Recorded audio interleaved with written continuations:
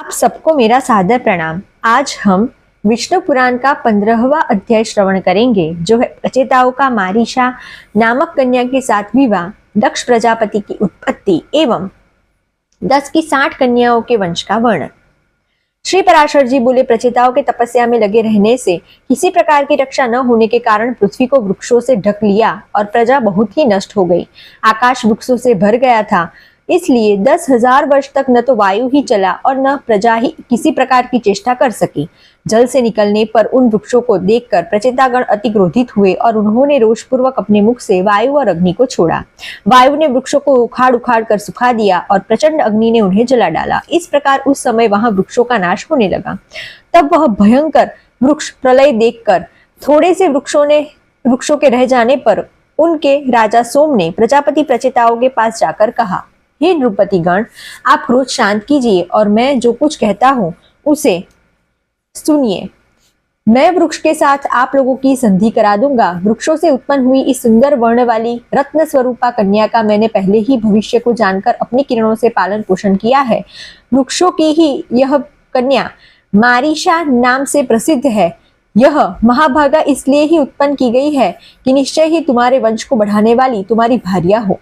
मेरे और तुम लोगों के आधे आधे तेज से इसके परम विद्वान दक्ष नामक प्रजापति उत्पन्न होंगे। वह तुम लोगों के तेज के सहित मेरे अंश से युक्त होकर अपने तेज के कारण अग्नि के समान होंगे और प्रजा खूब वृद्धि करेंगे।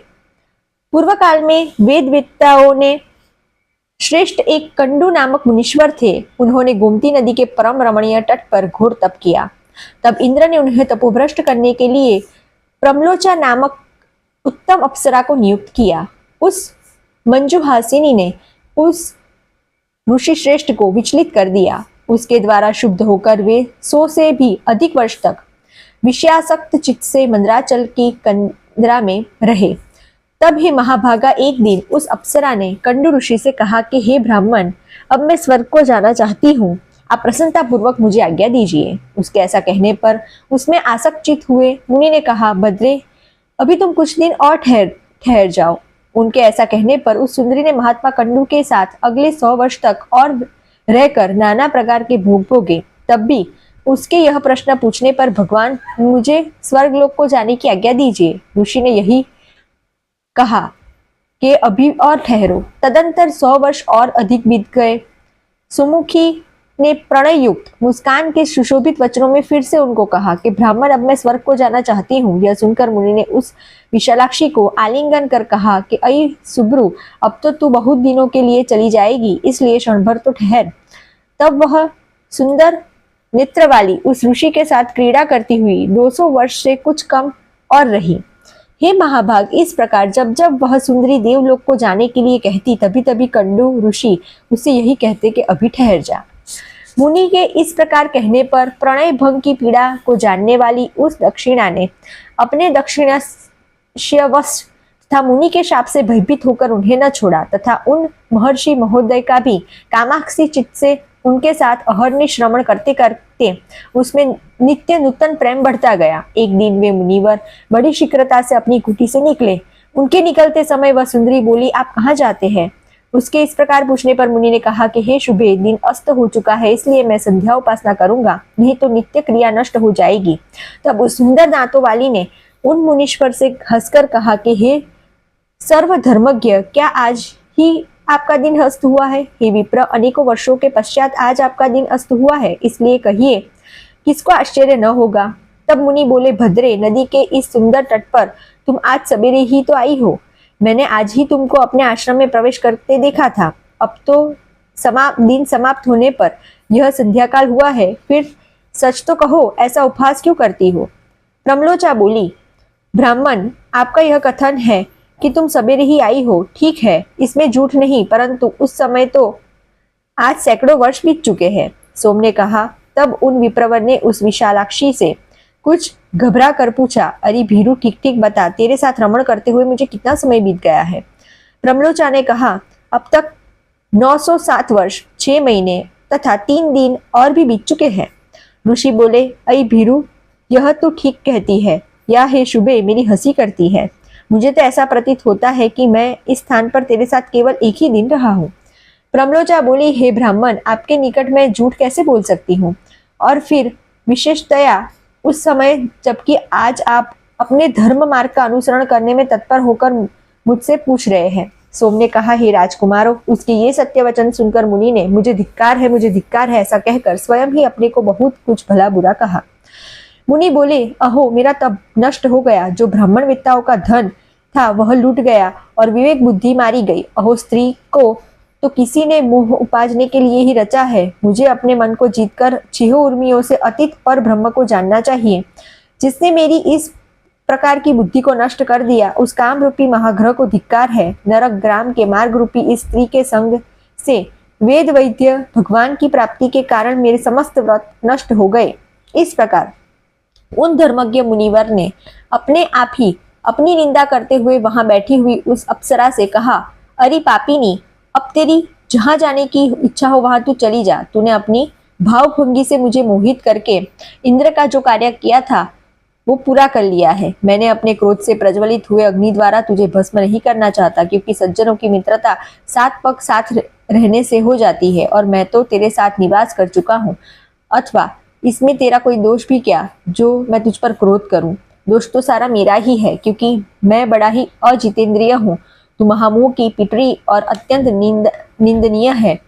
हाय, तूने इंद्र के स्वार्थ के लिए मेरी तपस्या नष्ट कर दी, तुझे धिक्कार है। सोम ने कहा, वे ब्रह्मर्षि उस सुंदरी के जब तक ऐसा कह रहे थे तब तक वह पसीने में सराबोर होकर अत्यंत कांपती रही। इस प्रकार जिसका समस्त शरीर पसीने में डूबा हुआ था और जो भय से थरथर कांप रही थी, उस प्रमलोचा ने मुनिश्रेष्ठ कंडू ने क्रोधपूर्वक कहा, अरे तू चली जा, चली जा। तब बारंबार फटकारे जाने पर वह उस आश्रम से निकली और आकाश मार्ग से जाते हुए अपना पसीना वृक्षों के पत्तों पर पोंछा। वह बाला वृक्षों के नवीन लाल लाल पत्तों से अपना पसीना तर शरीर को पोंछती हुई एक वृक्ष से दूसरे वृक्ष पर चलती गई। उस समय ऋषि ने उसके शरीर में जो गर्भ स्थापित किया था वह भी रोमांच से निकले हुए पसीने के रूप में उसके शरीर से बाहर निकल आया। उस गर्भ को वृक्षों ने ग्रहण कर लिया, उसे वायु ने एकत्रित कर दिया और मैंने अपनी किरणों से उसे पोषित करने लगा। इससे वह धीरे धीरे बढ़ गया। वृक्षाग्र से उत्पन्न हुई वह मारीषी नाम की सुमुखी कन्या तुम्हें वृक्षगण समर्पण करेंगे। अतः अब यह क्रोध शांत करो। इस प्रकार वृक्षों से उत्पन्न हुई वह कन्या प्रमलोचा की पुत्री है तथा कंडू मुनि की, मेरी और वायु की भी संतान है। श्री पराशर जी बोले, हे मैत्रेय, साधु श्रेष्ठ भगवान कंडू भी तप के क्षीण हो जाने पर पुरुषोत्तम क्षेत्र नामक भगवान विष्णु की निवास भूमि पर गए, और हे राजपुत्रों, वहां वे महायोगी एकनिष्ठ होकर एकाग्रचित्त से ब्रह्मपार मंत्र का जप करते हुए उध्व बाहु रहकर श्री विष्णु भगवान की आराधना करने लगे।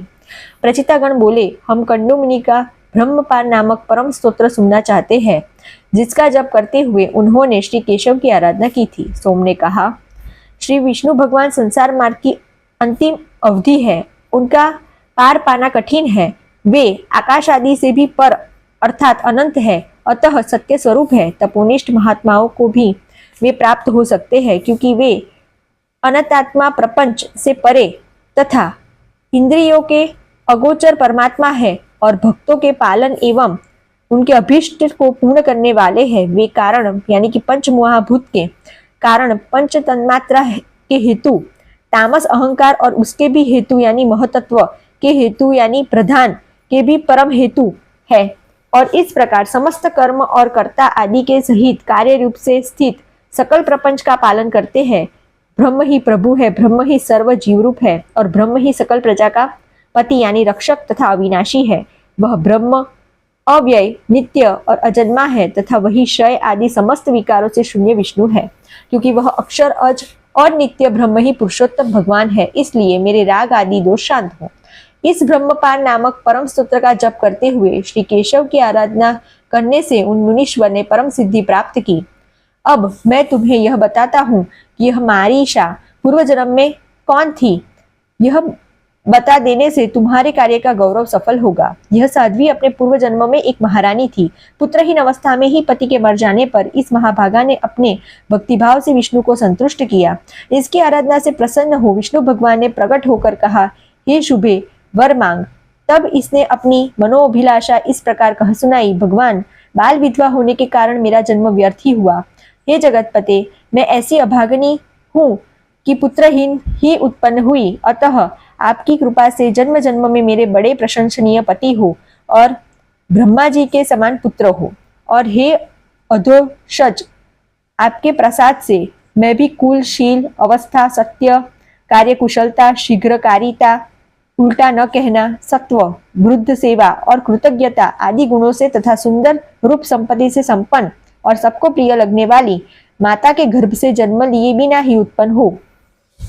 सोम बोले, उसके ऐसा कहने पर वरदायक परमेश्वर देवाधिदेव श्री ऋषिकेश ने प्रणाम के लिए झुकी हुई उस बालक को उठाकर कहा। भगवान बोले, तेरे एक ही जन्म में बड़े पराक्रमी और विख्यात कर्मवीर 10 पति होंगे, और हे शोभने, उसी समय तुझे प्रजापति के समान एक महावीर्यवान एवं अत्यंत बल विक्रम युक्त पुत्र भी प्राप्त होगा। वह इस संसार में कितने ही वंशों को चलाने वाला होगा और उसकी संतान संपूर्ण त्रिलोकी में फैल जाएगी, तथा तू भी मेरी कृपा से उदार रूप गुण संपन्न, सुशील और मनुष्य के चित्त को प्रसन्न करने वाली अयोनिजा ही उत्पन्न होगी। हे राजपुत्रों, उस विशालाक्षी से ऐसा कहकर भगवान अंतर ध्यान हो गए और वही यह मारीशा के रूप में अत्यंत उत्पन्न हुई तुम्हारी पत्नी है। श्री पराशर जी बोले, तब सोमदेव के कहने से प्रचेताओं ने अपना क्रोध शांत किया और उस मारीषि को वृक्षों से पत्नी रूप में ग्रहण किया। उन 10 प्रचेताओं से मारीषि के महाभाग दक्ष प्रजापति का जन्म हुआ, जो पहले ब्रह्मा जी से उत्पन्न हुए थे। हे महामते, उन महाभाग दक्ष ने ब्रह्मा जी की आज्ञा पालते हुए सर्ग रचना के लिए उद्धत होकर उनकी अपनी सृष्टि बढ़ाने और संतान उत्पन्न करने के लिए नीच ऊंच तथा द्विपद, चतुष्पद आदि नाना प्रकार के जीवों को पुत्र रूप से उत्पन्न किया। प्रजापति दक्ष ने पहले मन से ही सृष्टि करके फिर स्त्रियों की उत्पत्ति की। उनमें से 10 धर्म को और 13 कश्यप को दी तथा काल परिवर्तन में नियुक्त अश्विनी आदि 27 चंद्रमा को विवाह के लिए दी। उन्हीं से देवता, दैत्य, नाग, गौ, पक्षी, गंधर्व, अप्सरा और दानव आदि उत्पन्न हुए। हे मैत्रेय, दक्ष के समय से ही प्रजा का मैथुन स्त्री पुरुष संबंध द्वारा उत्पन्न होना आरंभ हुआ है। उससे पहले तो अत्यंत तपस्वी प्राचीन सिद्ध पुरुषों के तपोबल से उनके संकल्प, दर्शन अथवा स्पर्श मात्र से ही प्रजा उत्पन्न होती थी। श्री मैत्रेय जी बोले, हे महामुने, मैंने तो सुना था कि दक्ष का जन्म ब्रह्मा जी के दाएं अंगूठे से हुआ था, फिर वे प्रचेताओं के पुत्र रूप में कैसे प्रकट हुए? हे ब्राह्मण, मेरे हृदय में यह बड़ा संदेह है कि सोमदेव के दोहित्र होकर भी फिर वे उनके श्वशुर हुए। श्री पराशर जी बोले, हे मैत्रेय, प्राणियों की उत्पत्ति और नाश निरंतर हुआ करते हैं। इस विषय में ऋषियों तथा अन्य दिव्य दृष्टि पुरुषों को कोई मोह नहीं होता। हे मुनिश्रेष्ठ, ये दक्षादि युग युग में होते हैं और फिर लीन हो जाते हैं, इसमें विद्वान को किसी प्रकार का संदेह नहीं होता। हे द्विजोत्तम, इनमें पहले किसी प्रकार की ज्येष्ठा अथवा कनिष्ठा भी नहीं थी। उस समय तप और प्रभाव ही उनकी ज्येष्ठा का कारण था। श्री मैत्रेय जी बोले, हे ब्राह्मण, आप मुझसे देव, दानव, गंधर्व, सर्प, राक्षसों की उत्पत्ति विस्तार पूर्वक कहिए। श्री पराशर जी बोले, हे महामुने, स्वयंभू भगवान ब्रह्मा जी की ऐसी आज्ञा होने पर कि तुम प्रजा उत्पन्न करो, दक्ष ने पूर्व काल में जिस प्रकार प्राणियों की रचना की थी वह सुनो। उस समय पहले तो दक्ष ने ऋषि, गंधर्व, असुर और सर्प आदि मानसिक प्राणियों को ही उत्पन्न किया। इस प्रकार रचना करते हुए जब उनकी वह प्रजा और न बढ़ी तो उन प्रजापति ने सृष्टि की वृद्धि के लिए मन में विचार कर मैथुन धर्म से नाना प्रकार की प्रजा उत्पन्न करने की इच्छा से वीरण प्रजापति की अति तपस्विनी और लोकधारिणी पुत्री असिकनी से विवाह किया। तदंतर वीर्यवान प्रजापति दक्ष ने सर्ग की वृद्धि के लिए वीरण सुता असिकनी के से 5 सहस्र पुत्र उत्पन्न किए। उन्हें प्रजा वृद्धि के इच्छुक देख प्रियवादी देवर्षि नारद ने उनके निकट जाकर इस प्रकार कहा, हे महापराक्रमी हर्यश्वगण, आप लोगों की ऐसी चेष्टा प्रतीत होती है कि आप प्रजा उत्पन्न करेंगे, सो मेरा यह कथन सुनो। खेद की बात है, तुम लोग अभी नीरे अनभिज्ञ हो, क्योंकि तुम इस पृथ्वी का मध्य, उध्व और अधः कुछ भी नहीं जानते। फिर प्रजा की रचना किस प्रकार करोगे? देखो, तुम्हारी गति इस ब्रह्मांड में ऊपर नीचे और इधर उधर सब और बेरोक टोक है। अतः हे अज्ञानियों, तुम सब मिलकर इस पृथ्वी का अंत क्यों नहीं देखते? नारद जी के ये वचन सुनकर वे सब भिन्न भिन्न दिशाओं को चले गए और समुद्र में जाकर जिस प्रकार नदियां नहीं लौटती उसी प्रकार वे भी आज तक नहीं लौटे। हर्यश्वों के इस प्रकार चले जाने पर प्रचिताओं के पुत्र दक्ष ने वैरुणी से एक सहस्र पुत्र और उत्पन्न किए। वे शबलाश्वगण भी प्रजा बढ़ाने वाले इच्छुक हुए, किंतु हे ब्राह्मण, उनसे नारद जी ने फिर पूर्वोक्त बातें कही दी। तब वे सब आपस में एक दूसरे से कहने लगे, महामुनि नारद जी ठीक कहते हैं, हमको भी इसमें संदेह नहीं, अपने भाइयों के मार्ग का ही अवलंबन करना चाहिए। हम जो भी पृथ्वी का परिभ्रमण जानकर ही सृष्टि करेंगे। इस प्रकार वे भी उसी मार्ग से समस्त दिशाओं में चले गए और समुद्रगत नदियों के समान आज तक नहीं लौटे। हे द्विज, तब से ही यदि भाई को खोजने के लिए भाई ही जाए तो वह नष्ट हो जाता है, अतः विज्ञ पुरुषों को ऐसा न करना चाहिए। महाभाग दक्ष प्रजापति ने उन पुत्रों को भी गए जा नारद जी पर बड़ा क्रोध किया और उन्हें शाप दे दिया। हे मैत्रेय, हमने सुना है कि फिर उस विद्वान प्रजापति ने सर्ग वृद्धि की इच्छा से वैरुणी से 60 कन्याएं उत्पन्न की। उनमें से उन्होंने 10 धर्म को, 13 कश्यप को, 27 सोम यानी चंद्रमा को और 4 अरिष्ट नेमि को दी तथा 2 बहुपुत्र, 2 अंगिरा और 2 कुशाश्व को विवाही। अब उनके नाम सुनो। अरुंधति, वसु, यामी, लंबा, भानु, मरुत्वती, संकल्पा, मुहूर्ता, साध्या और विश्वा, ये 10 धर्म की पत्नियां थी। अब तुम उनके पुत्र का विवरण सुनो। विश्वा के पुत्र विश्वदेवा थे, साध्य के साध्यगण हुए, मरुत्वती के मरुत्वान और वसु के वसुगण हुए तथा भानु से भानु और मुहूर्ता से मुहूर्ताभिमानी देवगण हुए। लंबा से घोष, यामी से नागविथि और अरुंधति से समस्त पृथ्वी विषयक प्राणी हुए तथा संकल्पा से सर्वात्मक संकल्प की उत्पत्ति हुई। नाना प्रकार के वसु ही जिनका प्राण है, ऐसे ज्योति आदि जो 8 वसुगण विख्यात है। अब मैं उनके वंश का विस्तार बताता हूँ। उनके नाम है आप, ध्रुव, सोम, धर्म, अनिल, अनल, प्रत्युष और प्रभास कहे जाते हैं। आपके पुत्र वैतंड, श्रम, शांत और ध्वनि हुए तथा ध्रुव के पुत्र लोक संहारक भगवान काल हुए। भगवान वर्चा सोम के पुत्र थे, जिनसे पुरुष तेजस्वी हो जाता है, और धर्म के उनकी भार्या मनोहरा से द्रविण, हूत एवं हव्यवह तथा शिशिर, प्राण और वरुण नामक पुत्र हुए। अनिल की पत्नी शिवा थी, उससे अनिल के मनोजव और अविज्ञात गति, ये 2 पुत्र हुए। अग्नि के पुत्र कुमार सरंकंडे से उत्पन्न हुए थे। ये कृतिकाओं के पुत्र होने से कार्तिकेय कहलाए। शाखा, विशाखा और नैगमे इनके छोटे भाई थे। देवल नामक ऋषि को प्रत्युष का पुत्र कहा जाता है। इन देवल के भी 2 क्षमाशील और मनीषी पुत्र हुए। बृहस्पति की बहन वर स्त्री जो ब्रह्मचारिणी और सिद्ध योगिनी थी तथा अनासक्त भाव से समस्त भूमंडल में विचरती थी। 8वें वसु प्रभास की भार्या हुई। उससे सहस्त्रों शिल्पों के कर्ता और देवताओं के शिल्पी महाभाग प्रजापति विश्वकर्मा का जन्म हुआ, जो समस्त शिल्पकारों में श्रेष्ठ और सब प्रकार के आभूषण बनाने वाले हुए तथा जिन्होंने देवताओं के संपूर्ण विमानों की रचना की और जिन महात्मा की शिल्प विद्या के आश्रय से बहुत से मनुष्य जीवन निर्वाह करते हैं। उन विश्वकर्मा के 4 पुत्र थे। उनके नाम सुनो। अजेकपाद, अहिर्बुर्धन्य, तवष्टा और परम पुरुषार्थी रुद्र थे। उनमें से तवष्टा के पुत्र महातपस्वी विश्वरूप थे। हे महामुने, हर, बहुरूप, त्र्यंबक, अपराजित, वृक्षाकपि, शंभु, कपर्दी, रैवत, मृगव्याध, शर्व और कपाली, ये त्रिलोकी के अधीश्वर 11 रुद्र कहे गए हैं। ऐसे सैकड़ों महातेजस्वी 11 रुद्र प्रसिद्ध है। जो दक्ष कन्याएं कश्यप की स्त्रियां हुई, उनके नाम सुनो। वे अदिति, दीति, दनु, अरिष्टा, सुरसा, खसा, सुरभि, वीनता, ताम्रा, क्रोधवशा, ईरा, कद्रु और मुनि थी।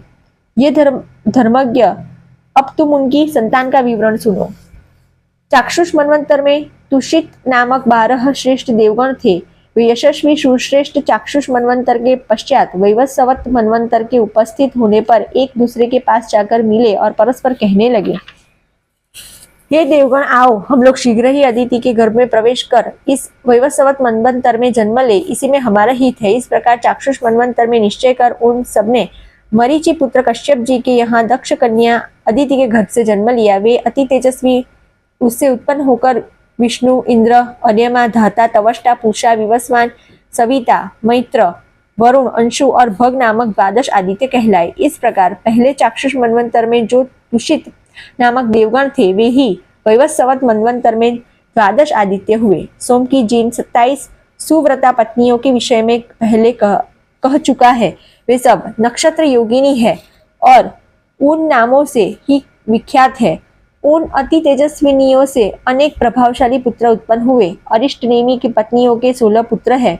बुद्धिमान बहुपुत्र की भार्या 4 प्रकार की विद्युत कही जाती है। ब्रह्मर्षियों से सत्कृत, ऋचाओं के अभिमान देवश्रेष्ठ पर्यंक गिरा से उत्पन्न हुए हैं तथा शास्त्रों के अभिमानी देव प्रहरण नामक देवगण देवर्षि कुशाश्व की संतान कहे जाते हैं। हे तात, ये 33 वेदोक्त देवता अपनी इच्छा अनुसार जन्म लेने वाले हैं। कहते हैं इस लोक में उनके उत्पत्ति और निरोध निरंतर हुआ करते हैं। ये 1000 युग के अनंतर पुनः पुनः उत्पन्न होते रहते हैं। हे मैत्रेय, जिस प्रकार लोगों में सूर्य के अस्त और उदय निरंतर हुआ करता है उसी प्रकार ये देवगण भी युग युग में उत्पन्न होते रहते हैं। हमने सुना है कि दीति के कश्यप जी के विजय से परम दुर्जन हिरण्यकश्यपी और हिरण्याक्ष नामक 2 पुत्र तथा सिंहिका नाम की एक कन्या जो विप्रचिति को विवाही गई। हिरण्यकश्यप के अति तेजस्वी और महापराक्रमी अनुहाद, हाद, बुद्धिमान प्रहलाद और संहाद नामक 4 पुत्र हुए जो दैत्य वंश को बढ़ाने वाले थे। हे महाभाग, उनमें प्रहलाद सर्वत्र समदर्शी और जितेंद्रिय थे, जिन्होंने श्री विष्णु भगवान की परम भक्ति का वर्णन किया था, जिनको दैत्यराज द्वारा दीप्त किए हुए अग्नि ने उनके सर्वांग व्याप्त होकर भी हृदय में वासुदेव भगवान के स्थित रहने से नहीं चला पाया। जिन महाबुद्धिमान के पाशबद्ध होकर समुद्र के जल में पड़े पड़े इधर उधर हिलने डुलने से सारी पृथ्वी हिलने लगी थी, जिनका पर्वत के समान कठोर शरीर सर्वत्र भागवान चित्त रहने के कारण दैत्यराज के चलाए हुए अस्त्र शस्त्र से भी छिन्न भिन्न नहीं हुए। दैत्यराज द्वारा प्रेरित विषाग्नि से प्रज्वलित मुख वाले सर्प भी जिन महातेजस्वी का अंत नहीं कर सके, जिन्होंने भागवत स्मरण रूपी कवच धारण किए रहने के कारण पुरुषोत्तम भगवान का स्मरण करते हुए पत्थरों की मार पड़ने पर भी अपने प्राणों को नहीं छोड़ा। सर्वग निवासी दैत्यपति द्वारा ऊपर से गिराए जाने पर जिन महामति को पृथ्वी ने पास जाकर बीच ही में अपने गोद में धारण कर लिया, चित्त में श्री मधुसूदन भगवान के स्थिर रहने से दैत्यराज का नियुक्त किया हुआ सबका शोषण करने वाला वायु जिनकी शरीर में लगने से शांत हो गया, दैत्येंद्र द्वारा आक्रमण के लिए नियुक्त उन्मत्त दिग्गजों के दांतों जिनके वक्षस्थल में लगने से टूट गए और उनका सारा मत चूर्ण हो गया। पूर्व काल में दैत्यराज के पुरोहितों की उत्पन्न की हुई कृतियां भी जिन गोविंद सक्त चित्त भक्तराज के अंत का कारण नहीं हो सकी, जिनके ऊपर प्रत्युक्त की हुई अति मायावी शंबासुर की हजारों मायाएं श्री कृष्णचंद्र के चक्र से व्यर्थ हो गई, जिन मतिमान और निर्मत्सर ने दैत्यराज के रसोइयों के लाए हुए हलाहल विष को भी निर्विकार भाव से पचा लिया, जो इस संसार में समस्त प्राणियों के प्रति समान चित्त और अपने ही समान दूसरों के लिए परम प्रेम युक्त थे और जो परम धर्मात्मा महापुरुष सत्य एवं शौर्य आदि गुणों की खानी तथा समस्त साधु पुरुषों के लिए उपमान स्वरूप हुए थे। इति श्री विष्णु पुराणे प्रथम अंशे 15वां अध्याय संपूर्ण। ओम विष्णवे नमः। अगर आपने मेरी चैनल को अभी तक सब्सक्राइब नहीं किया है तो जल्दी से अंत तक विष्णु पुराण शुरुआत से लेकर अंत तक सटीक हिंदी में सुनने के लिए जल्दी से मेरे चैनल को सब्सक्राइब कीजिए, लाइक कीजिए और शेयर कीजिए। नमस्कार। आप सबको मेरा सादर